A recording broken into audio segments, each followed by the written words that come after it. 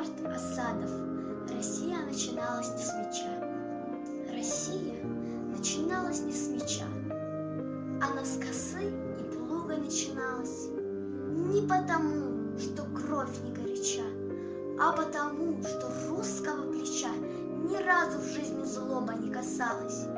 И стрелами звеневшие бои лишь прерывали труд ее всегдашний.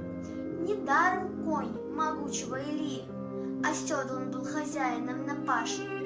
В руках веселых только от труда, по добродушию иногда не сразу, возмездие вздымалось, это да, но жажды крови не было ни разу.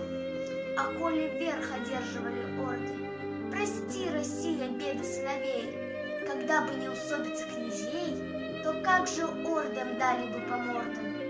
Но только подлость радовала зря, с богатырем недолговечны шутки. Да, можно обмануть богатыря, но победить — вот это уже дудки. Ведь это было так же бы смешно, так скажем, биться с солнцем и луною. Тому порукой озеро Чудское, река Непрядова и Бородино.